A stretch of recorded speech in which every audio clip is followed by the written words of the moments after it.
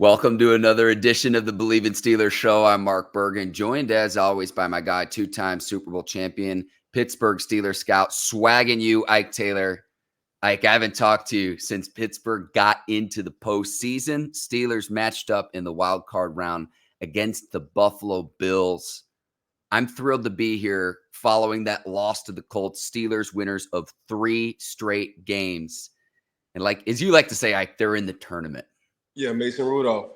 That's his name, and playing good is his game. We already knew what the Pittsburgh Steelers look like on defense. They just figured they needed a little bit of help on offense. And since Mason has been incorporated in the starting quarterback role, Mason been turning this offense around. When you see a change in attitude, when you see us going from passing the ball to actually running the ball to getting back to the play action passes, when you see Najee doing Najee things or what we expected for Najee to do, and that's run north and south. When you see a little burst out of Jaylen Warren, whether it's 3rd and 15 or 3rd and 2, whether you see the alien George Pickens catching just 3 yards in the game, but he's satisfied with the W, that's saying a lot how the locker room just turned around ASAP. You see Deontay getting involved, Mason finding Deontay. You see tight ends and Darnell blocking guys to out of bounds. You see Broderick doing this thing. He's saying, man, y'all messed around and let us in, and Pittsburgh and got in. You see Herbig, another rookie. I just named 2 rookies in Darnell and Broderick. Now we go to Herbig. When you need him to make a play out of 1 and 2 plays coming in the game, he's making a play, forced fumble recovery. When you see what 24 JP Jr. has been doing on the outside of the cornerback position, he's been locking down. When you see Keeanu Benton doing what he's doing, sitting there in the middle of that defense, he's shutting stuff down in that run game as well as getting to the quarterback on the pass game. So if you just look around, man, all I'm saying is, God dang, Omar Khan, what kind of draft you had this year? And I just named damn near 5 rookies, and 5 rookies had a huge impact not only during this season, but late in the season, especially when the Pittsburgh Steelers needed them. The 74 class, Ike, will always be the winner with 4 Hall of Fame players, but this rookie class has been downright impressive with their contributions to this team. Do want to talk some Mason Rudolph, though, and it's the lack of turnovers. It's running the ball and the physicality up front. But really, I think you hit the nail on the head where, okay, what's the difference between what he's doing right now? What's the difference between 2019? And to me, it's the personnel, and it's a man by the name of George Pickens and consistently getting him the football. What I noticed in this last game, Mike, against Baltimore is if they were putting a safety over the top, they're doubling and other things are open. It sets up a Deontay Johnson slant pass over the middle where he can take it the distance. And in the Seattle game, I noticed the cat and mouse game where Seattle would bring a safety down in the box. George has one-on-one on the outsides. You take advantage. If they put a safety over the top, then you're going to run the ball down the opposing team's throat. That strategy is something that I noticed with Mason, and it's the lack of turnovers, and it's the identity of we're going to try to establish the running game, and we're going to consistently get the ball to our best player, and that man by the name of George Pickens. That's what I notice. Yeah, from traps in the running games to counters in the running game to Najee running north and south in the running game to George just being the ultimate team player on the outside to Deontay lining up in the slot as well, cutting down the formation, not letting him just stay outside all the time, to Darnell blocking, to Broderick just having some kind of attitude from the offensive line, to Mason just looking real calm from 2019 to 2024 in the pocket. That's what I would say the difference between Mason Rudolph, a young Mason Rudolph, and a veteran Mason Rudolph. He's really going through his reads. He's taking what the defense is giving him, and he's just looking all the way cool and calm in that pocket right now, Mark. I have to hold you accountable. You mentioned the trap blocks, and we can talk some Najee Harris for just a second here. 3 straight 1,000-yard seasons. On the touchdown and the block by Isaac Seumalo. Oh my Lord. It was terrific, Ike. And it's Steelers football. Yeah, I know. I remember, a guy named Casey Hampton, our defensive tackle, first-round draft pick from Texas at the time when I was there. That's one thing he hated at defensive tackle, them goddamn trap blocks. Because them trap blocks, you can't see it coming. Because the center lets you wide open and you trying to see man, I got a free shot to the quarterback, and there goes somebody, whether they're coming from the right guard or the left guard, they ear hole up out of you. So I can only imagine how a defensive tackle feel, that he feels like he's coming free, but at the same time, man, that trap block is something when you get ear holes. So Pittsburgh incorporated a little different kind of formations. They got really like exclusive with their run game, and Najee just run that thing north and south, and he running with a mean attitude. Yeah, I love to see it. We always say November, December, January with him, and you're seeing that come to fruition in the coming weeks. I've been as critical as anyone about Najee Harris's performance, but it's really been on the back half of the season, and the weather gets cold. We might have snow in Buffalo as well. Keep an eye on that forecast. You're going to need Najee to establish the running game. Now, we also talk about Mason Rudolph to, I'd imagine, and we'll find out later today when Mike Tomlin speaks with reporters and media members, that Mason will get the start in 4 games, but it's not turning the ball over, and it's just knowing where to go with the ball, hanging in the pocket. He's entering the final year. He's in the final year of his contract. I'll just put it this way. I don't know if he's going to be back in Pittsburgh. I don't know if he wants to come back next year, but he's earned himself a lot of cheese because he's on that $1 million contract right now.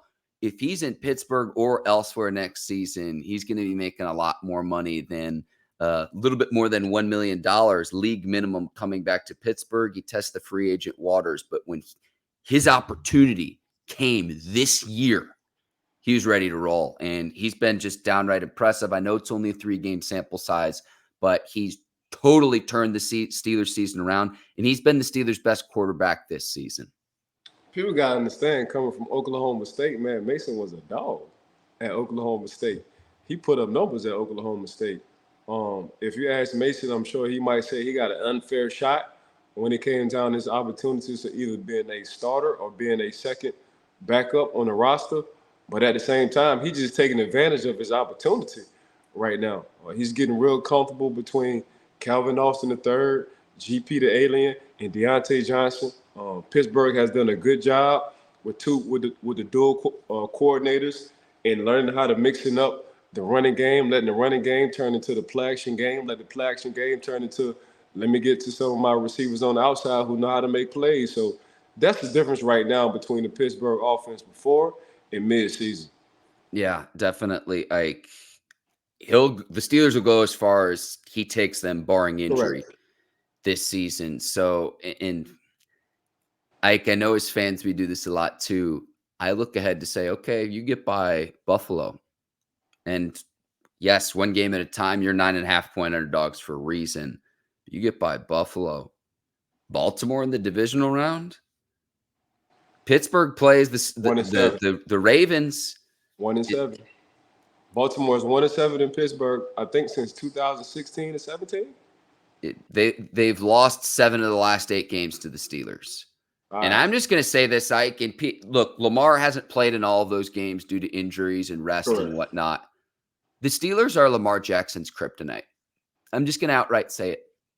I mean, Coach T, when it comes down to a defensive scheme and his defensive coordinators and the guys on defense, he knows exactly how to handle Lamar. Now, this guy named Josh Allen, he's a little bit different. 6'5", 240. Right now I'm saying 250 because it's kind of cold, so you ain't losing weight how you lose weight.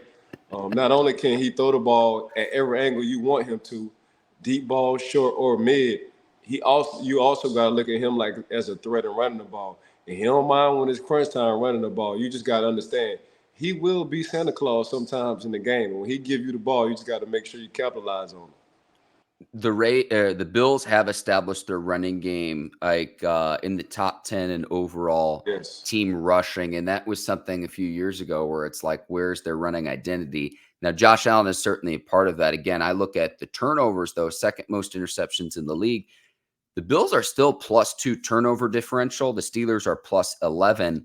To me, this game's going to come down to turnovers, and I know there's a lot of cliches of, well, what's the key to the game, but you win the turnover battle. Whichever team wins that, I think, wins Sunday afternoon's game. Yeah, for me, that's exactly what it is.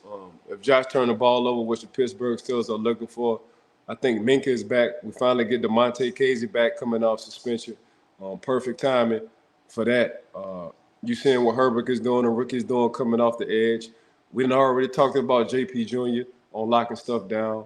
Bento sitting in the middle of that defense. So right now, man, Pittsburgh, we always said, man, throughout the years, one thing you didn't have to worry about, that was their defense. Now the offense is complimenting them on holding the ball, time of possession, and making plays when they need to make plays. So it's going to be a good one. But you said it on the head, man. It's going to be a battle of who don't turn the ball over as much is going to win this game. With you, Ike. The last time these two teams played in October of 2022, Bills blew the Steelers out 38-3. A lot of similarities between these two current teams, though, Ike, because the Bills were sitting at 6-6. They were written off. They fired their offensive coordinator midseason in Ken Dorsey. Bills haven't lost since. The Bills have not lost a football game since November the 26th. Steelers as well, though, winners of 3 straight. And they fire Matt Canada midseason. And they've been hot going into the playoffs. Pittsburgh hasn't lost since December the 16th. So similarities between these two teams heading into this one. And the Bills taking care of business on Sunday Night Football to wrap up the AFC East division against the Dolphins. They're hot right now. There's no doubt about that heading into this wild card matchup. But we had Dave Damashek on the show several weeks ago, and I guess this is just my mentality too, and maybe it's a meatball take, maybe it's a Yinzer take. Going into the AFC playoffs, there's not a team that strikes total fear in my hearts where it's like, there's no way that the Steelers win this game. This to me feels different than in that 2021 season when Roethlisberger was finishing up his career when the Steelers were matched up against the Chiefs in the first round of the playoffs. It was like, there's no way that the Steelers beat the Chiefs in this one. I feel much differently heading into this one against Buffalo. Because the team is different. The team is young. The team is weak. The team is a team. You could have wrote Coach Tomlin, Coach T off me in the Pittsburgh Steelers off. It wasn't looking good. They went on a 3-game losing streak. It didn't look good at all. Same way with the Buffalo Bills. We got 2 teams looking like the cardiac kids. Everybody rid them off damn near mid-season, and both of the teams just like on fire. One thing we've been saying about the Buffalo Bills, what they haven't been doing, what they're doing now is running the ball. We all knew what Josh Allen can do. We all knew what kind of arm he had. We all knew his kind of talent. Man, if they ever decide to run the ball, this offense, the team will look totally different. And that's exactly what the Buffalo Bills are doing. Same thing with the Pittsburgh Steelers. If the Pittsburgh Steelers can get back to the Pittsburgh Steelers playing bully ball, handing the ball off to Najee and Warren, and we'll see what happens after that. Ain't no telling how many games they're going to win. We always talked about with the Pittsburgh Steelers, man, if they can get 21 or 24 points a game, how the defense is playing, ain't no telling how many games they're going to win. So they're mirroring each other, the same kind of style as far as like running the ball, because if you look at it, Josh Allen numbers haven't been high when it come down to passing. But if you look at their running game, like you said earlier in the show, Mark, it's been top 10 the past 5 to 6 weeks. If you look at the Pittsburgh Steelers the last 3 to 4 weeks, what have they been doing? They've been running the ball. So it's 2 teams mirroring each other. Now they get into the rushing game in 2 different kind of ways. Pittsburgh tend to, have Mason Rudolph under center. Of course, you're going to keep Josh Allen because his athletic ability in the shotgun, the read option when it comes down to the pass and the run game. But at the same time, man, when you go into the January football, and we talked about this in October, when you got the big boys and Najee, who look like a different kind of human, and he's 245 and he's running, and we all know Jalen how he runs the ball. It's just totally different. So this gonna be the cause for me. We saying the quarterbacks for sure, but whoever has the time of possession, that TOP, and that run game is on fire, that's gonna come out. That's who's gonna come out with that W in that stadium. A little bit of a different style of football than what you see in, say, September and October. Correct. Let's take a quick break to tell our listeners and viewers about BetOnline.ag. The Steelers are now 9.5-point underdogs. If you got them at 7.5 when this line first opened, you had tremendous value. If you have a hunch on this game or any of the other wild card action, BetOnline.ag is the place to do it. 365, 24/7, regardless on what sport you want to bet on. BetOnline is always open. Make sure y'all go to BetOnline.ag. Spreads, over-unders, player props, BetOnline.ag has it all. Like, can use our promo code Bleav, that's BLEAV, to receive your 50% welcome bonus on your first deposit. BetOnline, where the game starts. Ike, we got to go to the defensive side of the ball. Steelers are going to be without TJ Watt, and they're saying grade 2 MCL sprain. Maybe he'd be back for the divisional round at the earliest. No one is TJ Watt. So I want to make that clear right from the get-go. We saw what the Steelers were like without him a year ago when he had that torn pec injury. But this is one position where the Steelers have some depth, where going into the year, it was like, I don't know. Markus Golden, established veteran, has had 3 seasons in his NFL career with double-digit sacks. Really, injuries have been his issue during his career. But then Nick Herbig off the edge is going to get that larger sample size where we've wanted, you're not going to take TJ Watt and Alex Highsmith off the field, but we're going to get to see what Herbig can do with extended reps, because if you look at his win rates, his sack rates, his forced fumble rates, the opportunities that he's had when he's gotten to play, he's been downright impressive, Ike. Yeah. So this is exactly how Nick is looking at his opportunity as an opportunity. When you sitting behind a fellow alumni going to Wisconsin, when you seen him year in and year out get close or win Defensive Player of the Year, when you see him live in person and know how to handle himself as a professional, when you go through training camp with him, when you go through the season with a TJ Watt, all you can do is try to mimic or be like TJ Watt. And the closest thing to TJ Watt is 2 people between Markus and Nick. That's how good TJ Watt is. But you said it best, man. Now we have depth at the outside linebacker position between Mark, the rotation between Alex and Nick. So, but that's how special TJ is, man. When you got to get 2 guys to come close to one, that's letting you know already what kind of special guy he is in TJ.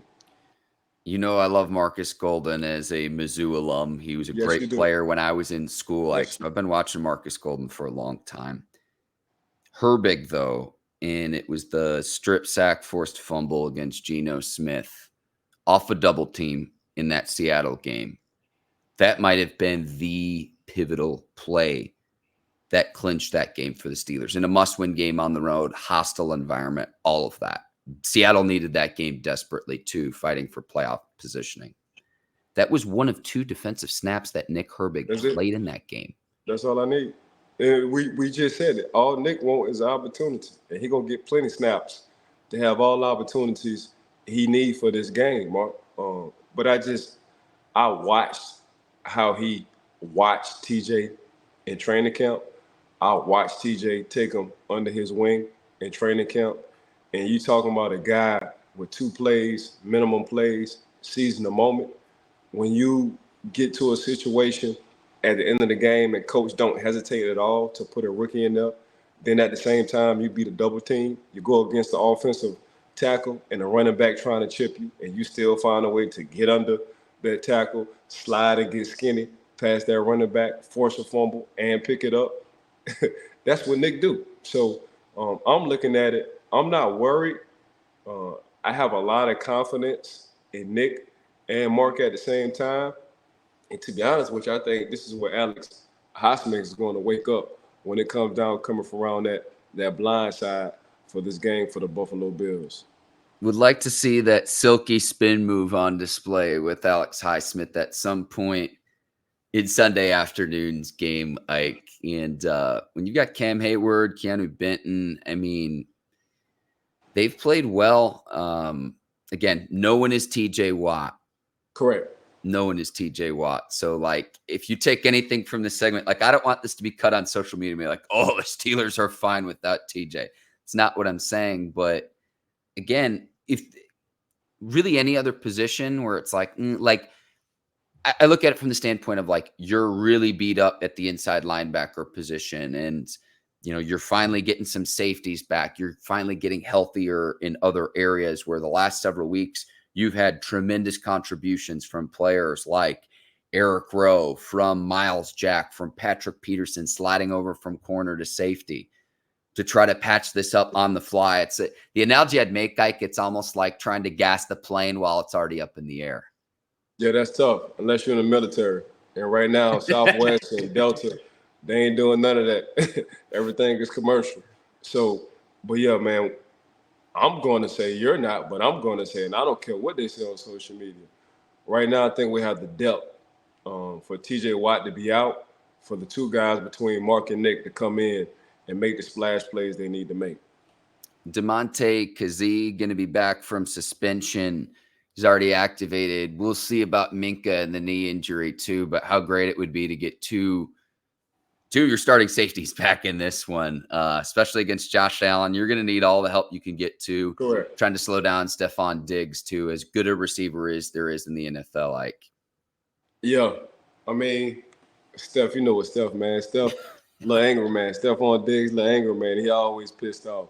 Them guys who want to be great at that wide receiver position, they can't get enough touches. 17 touches ain't enough. They're gonna complain about that. You see the relationship between him and Josh.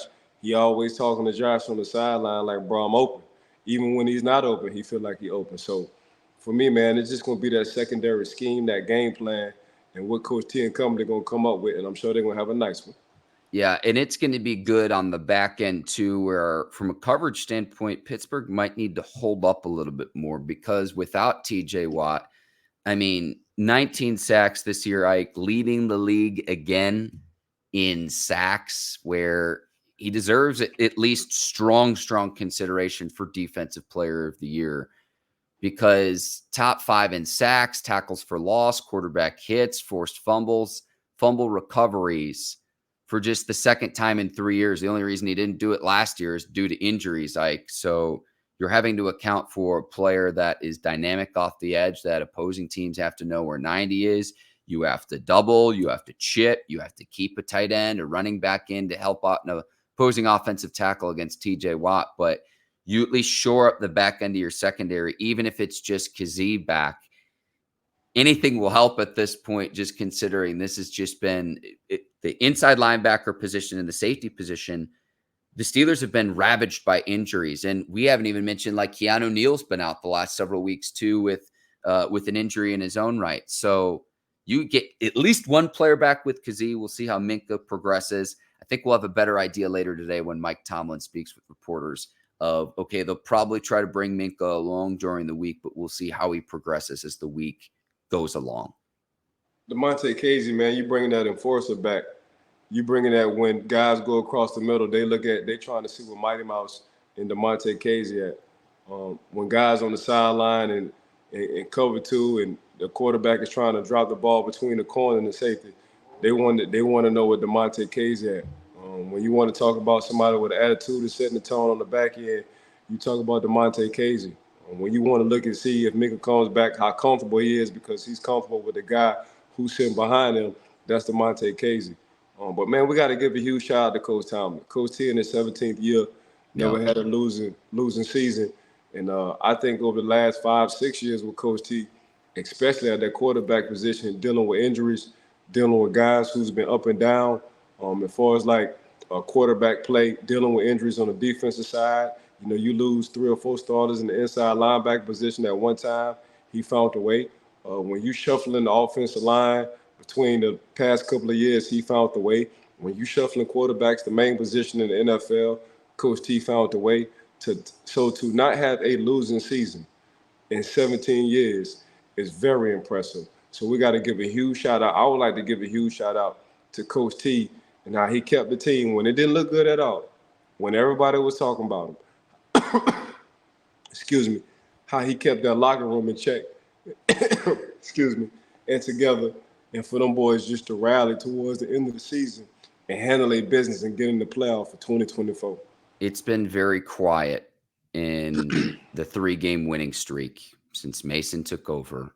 And I think it will be even quieter if he wins a playoff game. If he wins a playoff game for the first time since January 2017, to me, that's what this all stems back to with Mike Tomlin. And, you know, the fact of the matter is you're not going to end every season hoisting the Lombardi trophy. Correct. It's just the reality of the situation. No. Right. It's not to make excuses. It's not to say that the offense can't improve. It's been a struggle really towards the end of Roethlisberger's career. Then you try to bring in Mitch Trubisky as a bridge quarterback. Then you end up having to start Kenny Pickett in the fourth week of his rookie season. And Right. again, it's not to make excuses, but compared to where we were at following that Colts game, you finished the season 10-7. And it's like, we are so stupid. And the knee-jerk reaction that people have in the moment, it did feel different to me. And again, I go back to what our friend Dave Damashek says. That's a two-way street. And I've seen some reports this week of, Mike Tomlin also has to be the one to decide back, say, yeah, I want to be back in Pittsburgh as well. That's a two-way street.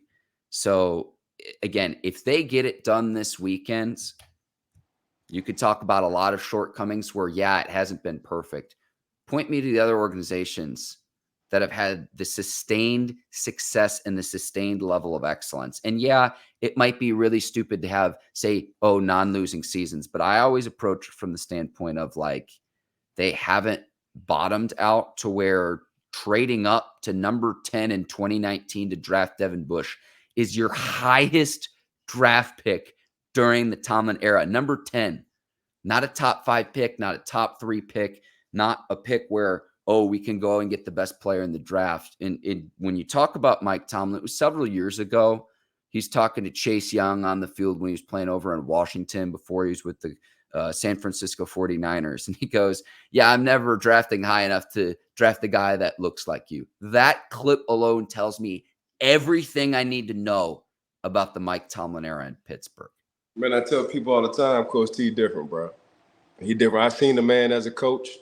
I seen his game plan, but now that I'm in the front office, Mark, and see how he just move around that building, whether we're talking about in meetings he coming in free agency, where he's in tune with the draft in the offseason, whether he's coming up with schematics, whether it's on the offensive side or the defensive side, how he gets his point across. Now, we have said, have his message been watered down for the past couple of weeks? Are the guys in the locker room tuning in to Coach T?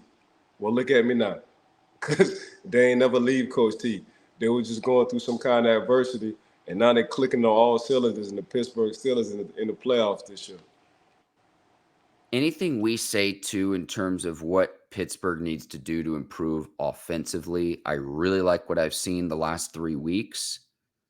I think Tomlin already knows as well. So in the offseason, it's tough, because I want to focus on this game against the Seahawks right now, too.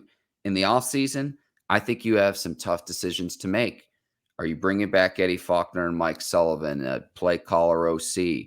Are you going to try to bring in fresh blood as a new offensive coordinator to try to get this offense right, to try to get Kenny Pickett right? Okay, are you bringing Mason Rudolph back on a team-friendly deal? How much money is Mason going to want? Does Mason even want to be here? If you do exercise your out with Mitch Trubisky, what's your plan for the third quarterback position? So there's a lot of decisions to be made. A few other things, too. I mean, I look at some of the contracts. Allen Robinson, you've got a team option with that. Probably not picking that up. Chuks Okorafor, right now he's on the bench, and he's like your highest paid offensive lineman, maybe other than he's among the highest paid linemen on the Steelers. Seumalo, Daniels might be higher. But you've got that decision to make. Mason Cole, do you want to try to bring in a new center? So, there's a lot of things and areas I could point to offensively where Pittsburgh needs to improve. I'm sure Mike Tomlin already knows about all of this. And again, it's been far from perfect, really, the last 5 years. But again, when Roethlisberger's on the back half of his career, the last few years of his career, you're not just going to snap your fingers and say, oh, yeah, well, this outgoing Hall of Fame quarterback, we're just going to bring in a brand new quarterback who can mask a lot of the deficiencies that you see offensively to get this team right as a whole and get all 11 of the personnel that are out on the field from the offensive side of the ball. And this team's still really young, especially on the offensive side of the ball. And if you don't know what I'm talking about, okay, let's go back to the salary cap. Look at how this team allocates its salary cap and pays a premium for the defensive players. A lot of the offensive players, are still on their rookie deals. See, this shout out to the pivot, Ryan Clark, Channing, and Fred T. Hopefully Fred T get into the Hall of Fame. Coach T came on the pivot And Coach T, specifically said, this what I don't care about salary caps. I don't care who's the highest paid. I don't care who's the lowest paid. One thing I like about coaching is teaching. And you can tell he takes that to heart. He don't care whether you're the fourth guy on the depth chart or whether you're a veteran, a Pro Bowl, all-pro starter. Man, put the guy on the field for me and let me teach him and let me show him how to work. Because once you step on the field and you got that black and gold on, it don't matter what the salary is. So I know Coach T, I know Omar Khan and company, they're thinking about that because that's what they do. But far as like when it comes to adversity and wanting to prove people wrong, that's all Coach T wants to do. So, and he's been doing it his whole career. So when I say that, man, not only coach but teach, it's a lot of coaches that can coach. It's not too many coaches that can teach. And Coach T has to be one of the few in the world who can get every single last drop, whether you're the starter or the fourth string guy, out of you and find a way to make look good on the field. That's what I love about Coach T, bro. Let me give a Yinzer take as well. Like, if you want to criticize Mike Tomlin, I think the one thing you could point to is, okay, after that Colts game, should the Steelers have moved to Mason Rudolph sooner? But I look at, okay, how do the Steelers run the organization? And this is a testament. This should be commended. This should not be criticized because other organizations do operate this way. The Steelers don't. From the top down, from the Rooneys to general manager Omar Khan to Mike Tomlin, on down to the players. They're in sync. So you say, okay, should they have moved to Mason Rudolph sooner than Mitch Trubisky? I can point to 8 million reasons you'd start Mitch Trubisky over Mason Rudolph, Ike. You pay a premium to, okay, if Kenny Pickett goes down, he's going to be ready. Mitch Trubisky this season is the 28th highest paid quarterback in the league. Mason Rudolph, you brought back on a league minimum, making just a little bit north of $1 million. You're meaning to tell me that didn't have at least some factor in the decision of, okay, should we then go to Mason? And then, oh, by the way, he's been the third stringer all year. It's not like he's had the reps going back to training camp and in practices to where, oh, yeah, we're just going to snap our fingers and put Mason Rudolph into the game. And you know what? Let's give him a full week to prepare for when he finally took this team and put him on a 3-game winning streak. So I see this from the outside, and people are, again, you can criticize Tomlin and say maybe they should have put him in sooner, but they did it soon enough to where they still could salvage the season. And hindsight's 2020, but standing at 10-7 compared to where we were at after that Saturday loss to the Colts, it's been remarkable. And I think we're so stupid to just be prisoners of the moment when we wanted to ride him out of town when he still hasn't had a losing season. And the non-losing seasons too, again, people can point to the lack of playoff success in the offense, but like that's something that should be applauded. Like that should not be something where it's like, oh yeah, but where's the Super Bowl wins? Come on, grow up, get out of here. It drives me nuts. We saying, oh, he probably should have started Mason Rudolph earlier. Now, we wasn't saying that back then. One thing I've known and what I loved about the Pittsburgh Steelers organization, they dictate. They don't let us dictate to them. So with how the outside world feel about them, they care nothing about that because they've been successful. When you go on that second floor and you see them 6 Lombardis sitting in them glass cases, and you see the 74 Steelers, then you see the early 2000 Steelers, they dictate. They don't let us dictate to them. So it's like they're on their own time when it comes down to making decisions. So the Pittsburgh Steelers, as an organization, which you got to respect forever, they will always dictate. They will never let us dictate to them. Ike, we got to get you out of here because you have scouting responsibilities for Pittsburgh. So I'm going to be respectful of that. I appreciate you. Ike, you're the absolute best. I want to thank you, the Bleav Network, today's presenting sponsor, BetOnline.ag. Go check them out. And Ike, the people on YouTube, just tap the subscribe button. You'll get entertainment, and insight. Ike, you're an absolute fool in the best way on the microphone. Apple and Spotify, Bleav in Steelers, 5 stars and 5 stars only. Yeah, I second that. Go to YouTube, subscribe for us, give us a 5-star rating. Make sure y'all check us out on Apple Podcasts. Want to thank Bleav in Steelers. Want to thank my co-host Mark Bergin for always rocking with your boy. Want to thank everybody for tuning in and checking Marking out every week. Want to thank BetOnline.ag for rocking with us since day one. So on that note, I'm going to let Mark close it out. For Ike Taylor, I am Mark Bergin. Thank you for watching the Bleav in Steelers show. Enjoy Steelers and Bills wild card round. We'll see you after that. Take care. So long, everybody. Peace.